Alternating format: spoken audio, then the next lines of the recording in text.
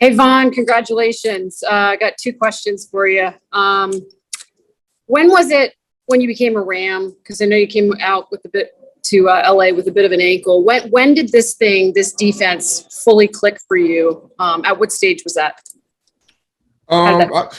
I, I felt like honestly, I'm a pass rusher. Like that's what I do better than anything else. Of course, I play football, and of course, I feel like I feel like I'm a great dad and a great son and a great brother and a great teammate. I do all of those things well.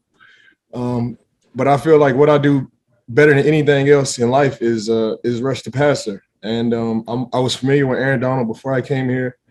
He came to the Pass Rush Summit. I was familiar with Leonard Floyd, Coach Henney, all of these guys before I got here. I was familiar with the defense. It's a Coach Fangio. It comes from the Coach Fangio world. So to be honest, like that very first walkthrough that I had when I got here, I was traded on Monday, got here on Tuesday, practice on Wednesday. My ankle was still kind of feeling with me, but on Wednesday, like when we did the walkthrough, we went through pass rush games, and I was working with Aaron Donald. I was like, yeah, this is it. I feel good. I felt like I knew it was going to work. 2 weeks later, I played in the San Francisco game. We didn't get a sack, but we had some really good rushes. And I felt it. Even after that San Francisco game, we lost and all that stuff. But I told everybody like after the game when I talked to the media, I was like, man, I had fun today. We had some really good rushes today. I felt really comfortable out there. I felt really comfortable in the defense. And we lost that game. We lost 2 games after that. But rushing with Aaron Donald and Greg Gaines and Leonard Floyd and all the guys that we got coming around, I know pass rush. I'm able to feel pass rush, and I felt like it'd be a great fit. And it took a little bit while for the sacks to come, but I always had faith in our defense. I always had faith in the relationship with Aaron Donald, and I had faith in what we were doing. And it feels good to have some success for sure. Awesome. Just a quick follow up. Your pressures as a group have gone up, obviously, in the playoffs. Is that just a sense of urgency in the playoffs? Or, is it because it's the playoffs? And obviously, I think you're tied with Nick Bosa with 14 QB pressures. It's phenomenal, dude. Like, what's been the mindset of your group and how that pressure rate has increased? Every time I go out there, I try to. It doesn't matter if it's the preseason, regular season, playoff, Super Bowl. That's just who I am. Every time when I go out there, I want to have a crazy day. I got some sick dreams, and every time I'm on that football field, I try to take advantage of it. Whenever you go to the playoffs, the sense of urgency is always heightened, but whenever I'm playing football, I try to perform to the best of my ability. And, the playoffs bring more out of everybody, I guess. And, we're just able to, just to keep going. And, if I could just point out why, why we're having success, I would try to do it every single time, every single game, every single play. But, we're staying prayed up. We're getting rest, and, we're staying on top of our process and how we go about our business. We've been doing the same thing that we've been doing all year long, and it feels good to have success. All right, let's go to Gary Klein with the LA Times.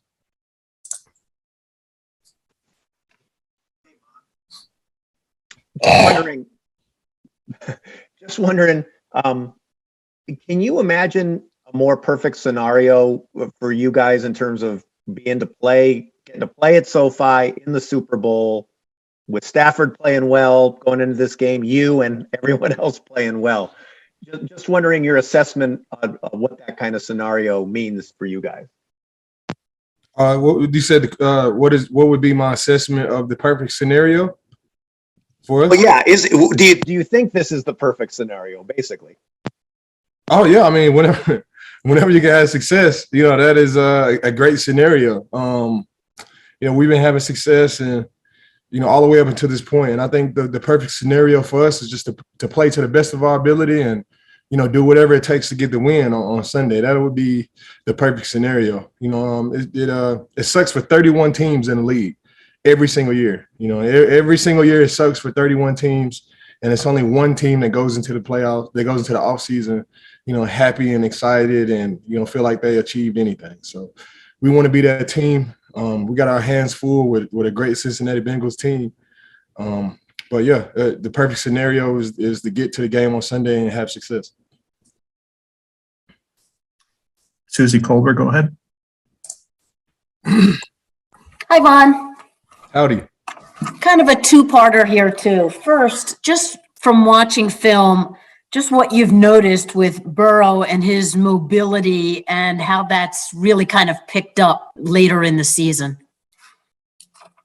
Oh yeah, I mean Joe Burrow, he's he's the real deal. He's able to make all the throws on the football field. I think his most interesting trait, of course he breaks tackles and he's extending plays and he's doing all these things, but I think the most interesting trait for me for Joe Burrow is his ability to make his teammates play to a level that they wouldn't normally play at. They got Joe Burrow and it's just a whole different team. They've always had talented players, but now now the team just looks totally different.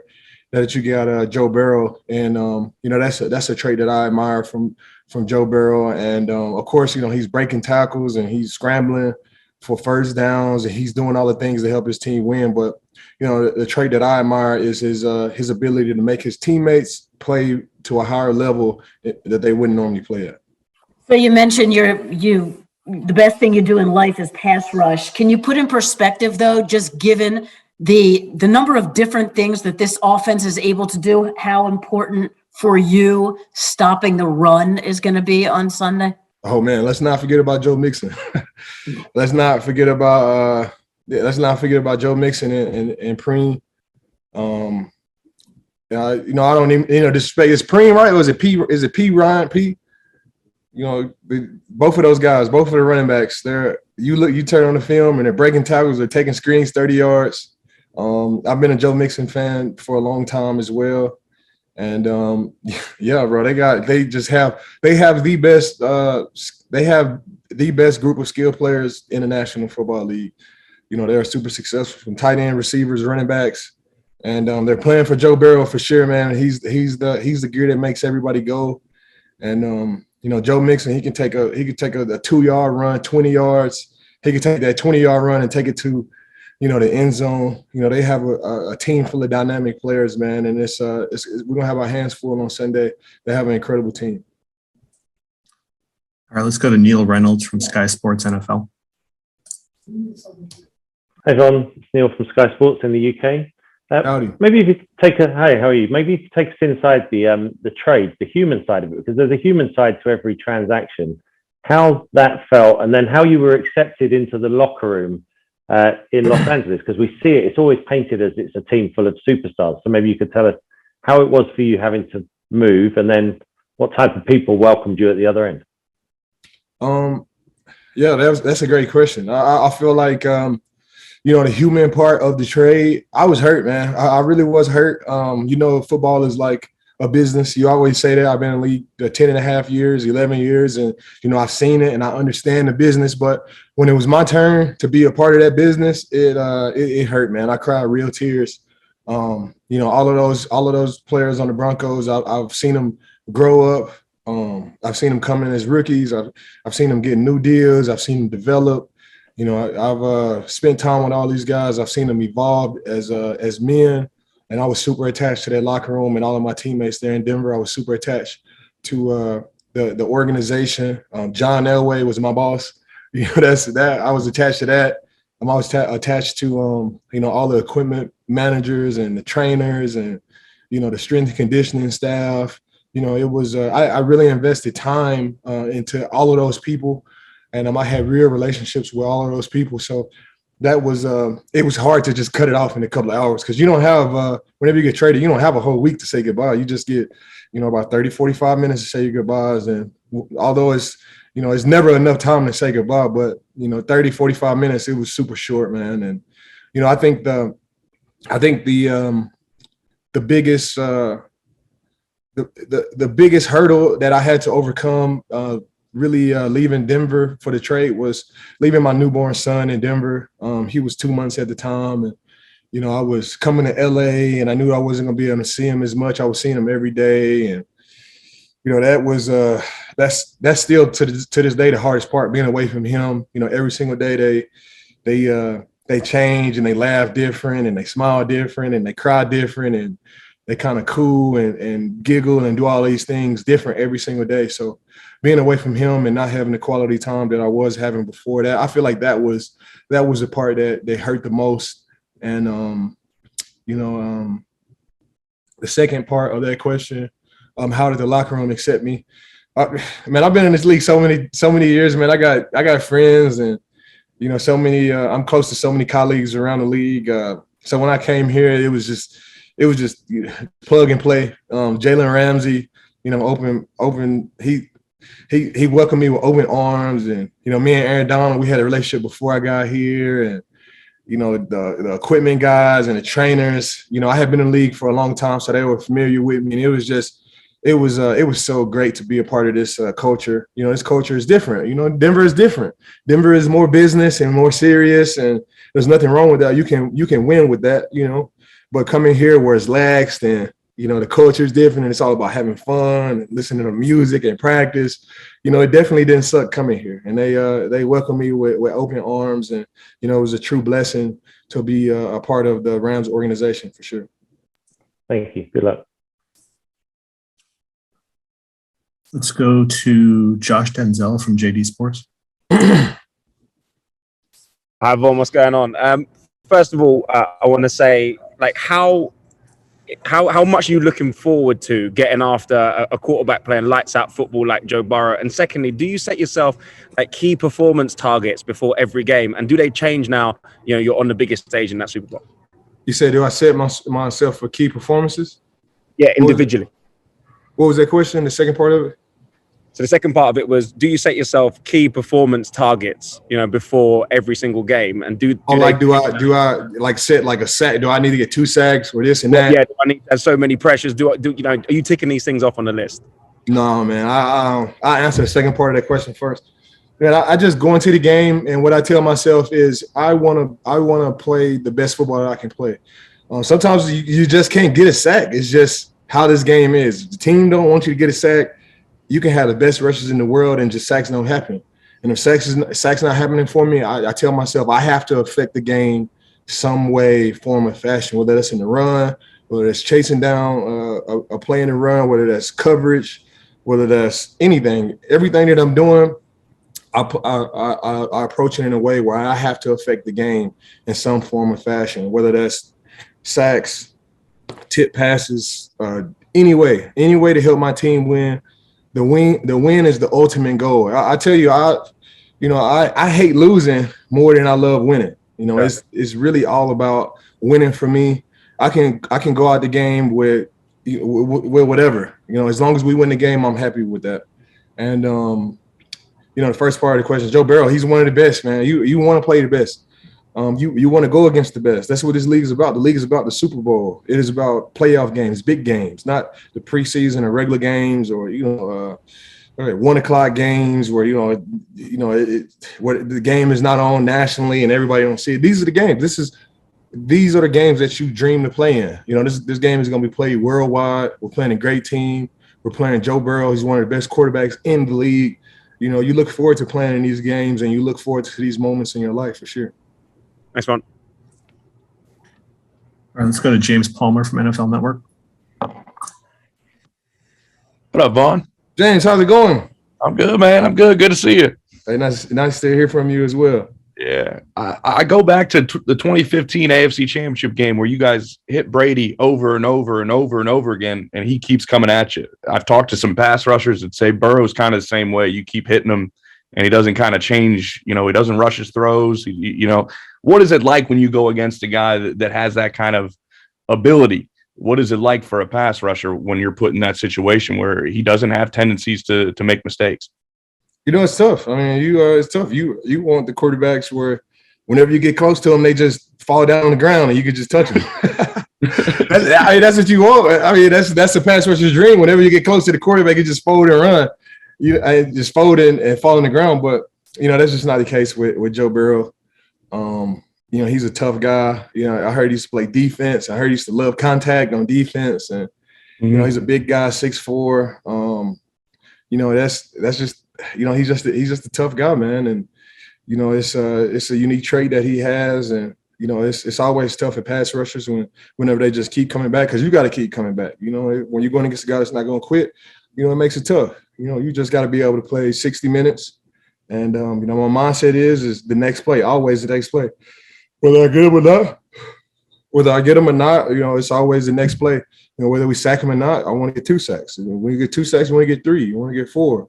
You want to go for the record out there. The record is 7 sacks by Derek Thomas. You want to get 8, and Joe Burrow, he's definitely gonna make it tough. The offensive line is definitely gonna make it tough, and we just got to go out there and play to the best of our abilities. All right, brother, be good.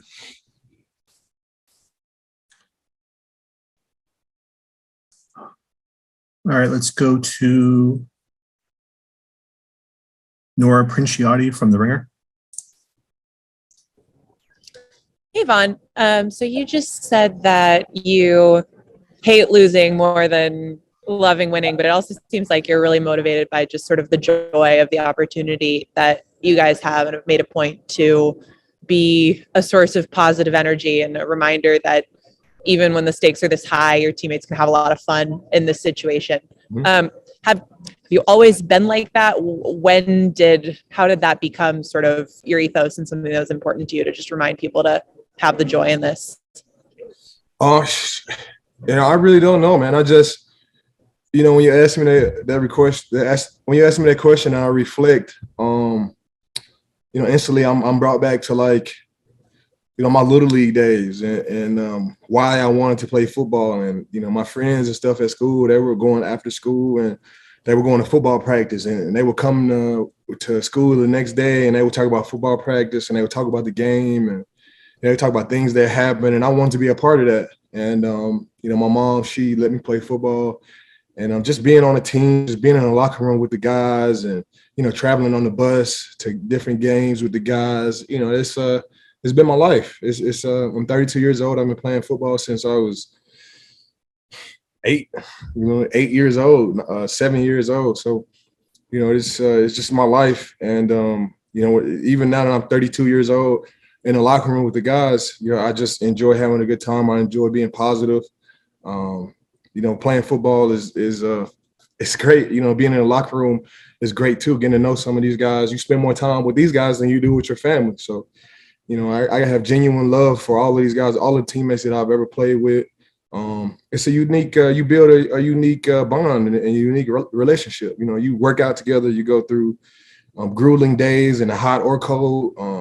You lift weights and you run, and you guys get hurt and you cry for them, and you get hurt and you cry, and you come back and you really just pour your whole life into the sport. And playing with these guys, you build crazy relationships, and I really enjoy being in the locker room. I really enjoy having a good time, joking, laughing, getting to know different types of people. The locker room is always a mixture of all different types of people. Being able to mix with guys and getting to know what makes them, and getting to know where they come from, and getting to know their families and what makes them go, man. That is the beautiful part of the sport, man. And I really enjoy being a part of the NFL, and I really enjoy having teammates and being in the locker room and traveling and doing all of this stuff. All right, Jackson Thompson, Business Insider, go ahead. How's it going, Vaughn? Howdy. I wanted to ask, what is the hardest workout you've ever done, and how did that help strengthen you as a pass rusher to the point where you're now playing in another Super Bowl? The hardest workouts that I've ever done would have to be in San Francisco. I got a trainer in San Francisco. His name is Frank Matrosano. They call him Sir. And he's trained all type of guys, all type of basketball guys, special forces, Navy SEALs, all type of guys. And I went to him because they call him Hell's trainer. And I went to him to really improve my game. I went to him to really improve my cardio and my fitness and my endurance, because I felt like later in the game, if I never got tired, then later in the game I could still be at my best. And the hardest workout would have to be it's a beach called Fort Funkston, and they have like these sand dunes in San Francisco, and they're like super steep. And we would run up these sand hills. The sand hill would probably be like 60 yards at an incline, and we have a weight vest on, have a 20-pound weight vest on, and I'll be holding a 20-pound ball in my hands, and you just drive up the sand, and the sand is sliding and shifting, and we would do that. And then it was another trail that we would run the stairs. And, this whole time, if he told us, how many reps we had, like if he told us we was going to run 6, sand hills, you could just wrap your mind around it and do it. But, the things that make his workouts unique is he doesn't give you that. He just tells you to go. He just tells you to train. And when you're training with that mindset, you're not really looking for the time. You're not like really looking for the reps. You're just going. And I feel like that is important for me, because you never know how long a game is going to last. You just want to be able to go. You just want to answer the bell every single time. And working out with Frank Matrosano at Baker Beach and Fort Funston, and running the stairs, and doing all these things. And we would go to the Heaven Stairs right there at the Golden Gate Bridge. During COVID, they had the whole Golden Gate Bridge, like the observatory area. They had it blocked off at the street, so we had to walk all the way up to the very top where you could observe the Golden Gate Bridge, and it took us about 45 minutes to get up there. We'll walk all the way up, and we still took the medicine ball, so somebody had to carry the medicine ball. Walk all the way up there with the medicine ball, do a workout, run the stairs, run the trails, and then go all the way back down. So, doing those workouts, I feel like they definitely help me. They definitely help with my endurance. But I think the biggest thing that I could take from those workouts is my mindset. No matter how long a game is, I can continue to answer the bell. No matter how long I have to run, I'm gonna still keep pushing it and get it done. So thanks, Frank Matrosano, sir, and in San Francisco. All right, let's go to Tom Rock with Newsday. Vaughn, I know you're a high energy guy. I was wondering if you can give me an assessment of Raheem Morris's energy level and what he brings to this team, and what you've learned from him in the couple of months you've been here, and if you guys ever give him any hard time coming from Hofstra, a school that doesn't even have a football program anymore. What is it called? They call him the dirty. What's the mascot? The Flying Dutchman. They used to. Yeah, the dirt. I thought they call him the Dirty Dutchman. That's what they call him? Maybe. Oh, that's just a nickname for him. I'm not familiar with Austria. But I heard it's a pretty tough, school. And Raheem, man, his energy is crazy, man. I was familiar with Raheem before I came to the Rams. Aqib Talib, he was Aqib Talib's head coach in Tampa Bay. And when Aqib came to the Denver Broncos, we would ask stories and get to know Talib, and we ask him who's the best coach that ever coached you, and he would say Raheem. And we asked him like, why? He was like, bro, Raheem don't care nothing about. He only care about football. He only care about making plays. And he said he gonna keep it real with you. He gonna talk. He gonna joke. He gonna do all of these things. And it didn't really register for me. I just thought, man, he's a cool coach, because if you know Aqib Talib, it's very hard to impress Aqib Talib. Like, he's played in this league, Hall of Fame player, had been with Bill Belichick and all of these guys. And for him to say Raheem Morris, I was already drawn to Raheem, and like, how could he win Aqib Talib over? Then when I got here, I was I saw why. He just has this energy about him. It don't matter who you are. You could be Aaron Donald out there. He's gonna crack jokes on you.